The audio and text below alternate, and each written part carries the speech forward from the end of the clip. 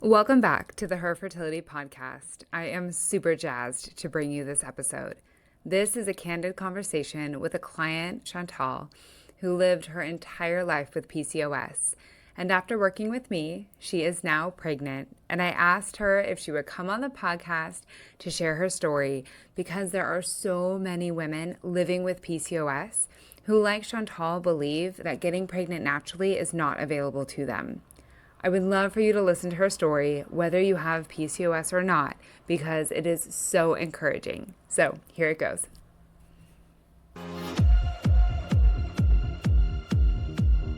Welcome to Her Fertility, the podcast revolutionizing the way women are supported on their fertility journey.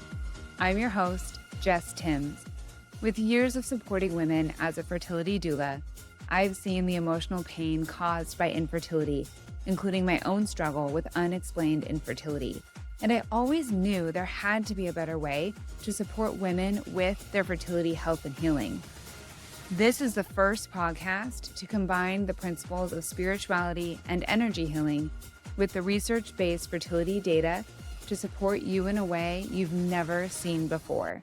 We are here to reclaim control, find clarity, and transform the fertility conversation. I'm so excited to be talking with Chantal today. Chantal joined my PCOS small group, and we worked together to optimize her fertility, even with a PCOS diagnosis. And today she's pregnant, and I'm so excited to share her story and experience. So let's jump in. Chantal, thank you for your time today. I'm so happy to see you. And I know there's that little nugget in your belly. So can you just start with sharing how you started working with me and a little bit about your journey? Absolutely. Thank you so much for, thinking of me during this time and having me on here. In terms of how I found you and how I started working with you, like I mentioned before we started chatting, I had a complicated relationship with social media while trying to conceive because there's just so many messages. A lot of them are contradicting, a lot of them can be discouraging. And so it was like a lot to sift through. And I found that your posts and like your message was, resonated with me on that. I used a lot of the free resources that you post. It felt like it was something that I could do. It felt like it was something that would benefit me, especially me being a licensed therapist. I know how much mind-body connection is important. And I think that's what really resonated with me is how much you focus on like getting your mind right so that your body can feel safe to do this. It blows my mind. Like, it is women across all aspects of life who are experiencing infertility, experiencing PCOS. Like, you're a licensed therapist. It's our therapists, it's our doctors, it's our dentists. It literally is impacting everyone. And we never think it's going to be me. When did you know about your PCOS diagnosis and what was that like for you? Yeah. So now PCOS is like a huge thing, Yeah. right? It's almost like a fad in a way of like, Yeah, it these is. are all the facts and this is what it is and you could have it and whatever, right? When I was growing up, it was not that well known. So I started my period when I was around 9 years old. That's when I had my first, menstruation. And that's abnormal for, a person that young to be going through puberty, but they couldn't understand why it was happening. Hmm. I had the dark, spots on my neck. I was very developed like in my breasts and just my body. I had a lot of body hair, just all the secondary signs. But they didn't really understand why. So it took years of doctor's appointments, getting sick, having really heavy periods, missing a lot of school. When I was like 12 or 13 is when I finally went to an endocrinologist and got the PCOS diagnosis and put me on birth control. And I was on birth control till I was 23. um I had a lot of time in between where I tried different birth controls. Some made symptoms worse, some made symptoms better. I had many doctors tell me that I don't need to get my period. And so I went years without it. If I wasn't on the pill, I would bleed constantly. So there was times when I was anemic and just like all of the things, all of the symptoms. And then ultimately, once I got off the birth control, then I didn't get a period at all. So I started to go to the doctor to be like, okay, now I want to start trying for a kid. And like, I'm not getting my period. I went to fertility doctors who told me that they would be glad to start IUI, start IVF. And I was like, okay, but wait a second. We didn't try anything else first.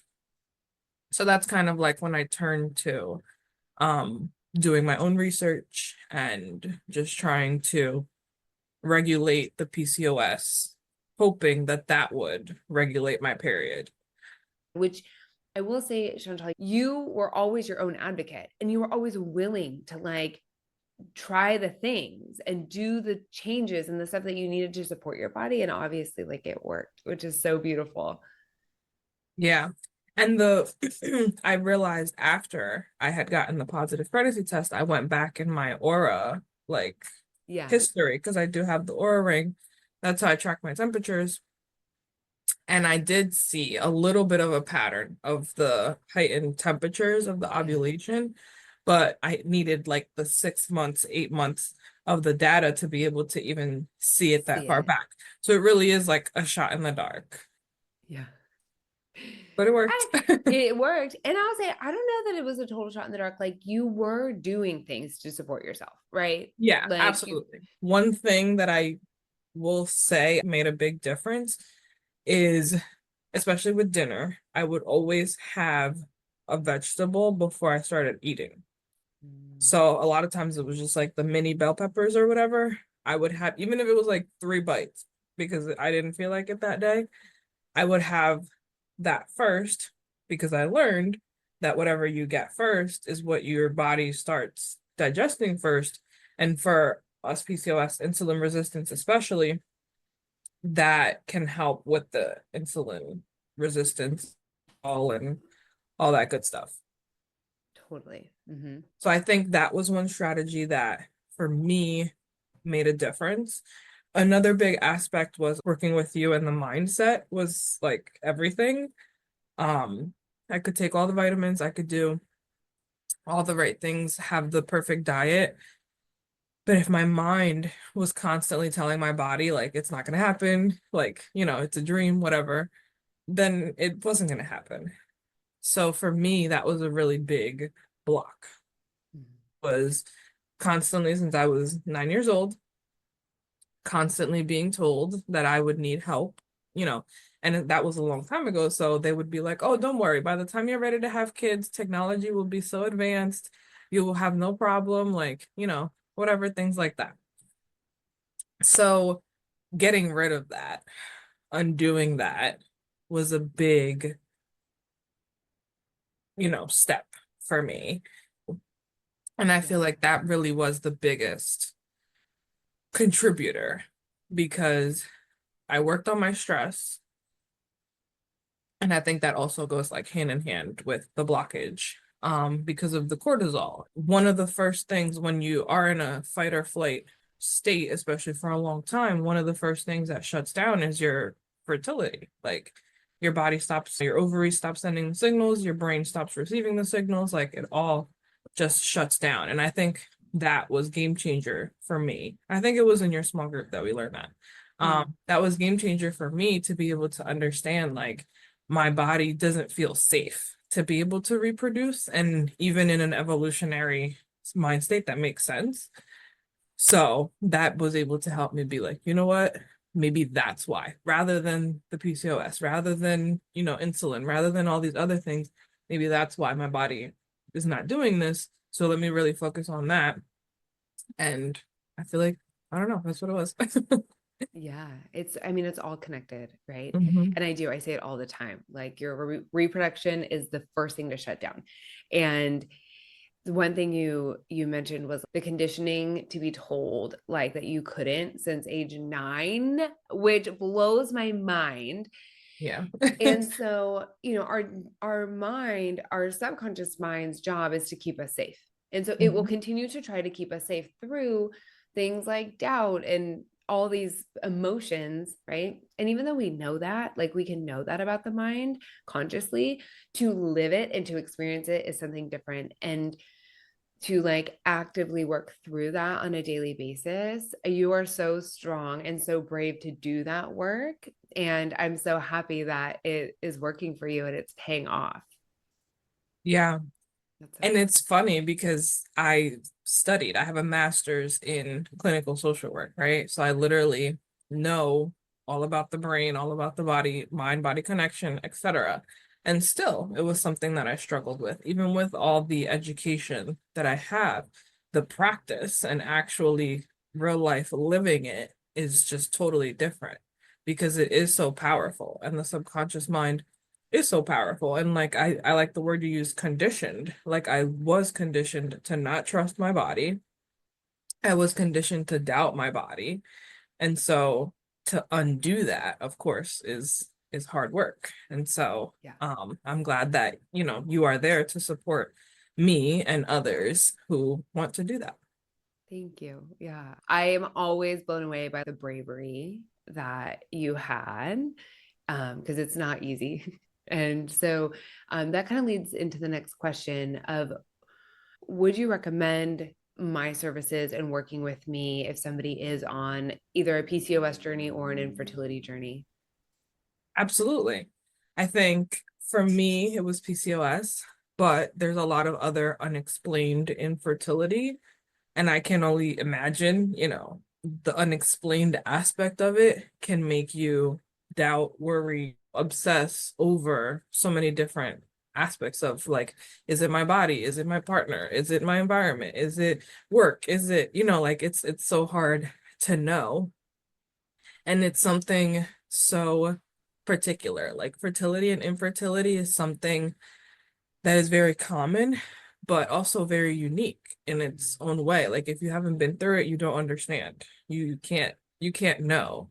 Um, and I think a lot of people suffer in silence, and that's part of what you do is not only help us, but also spread awareness of the fact that these things are happening and that it is our therapist and our dentist and our doctor and the lady at the, corner store are experiencing these things and suffering, rightfully so because it's hard, but there are ways to suffer less. And I think that's really what you help with. So I would definitely, for anyone in any part of the infertility journey, I would definitely recommend working with you.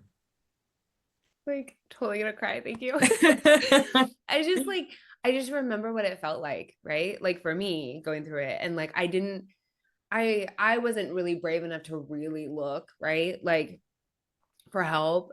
And because it wasn't so easy, like it wasn't just there, I just kind of stopped looking for support and I just went through it and like it sucked.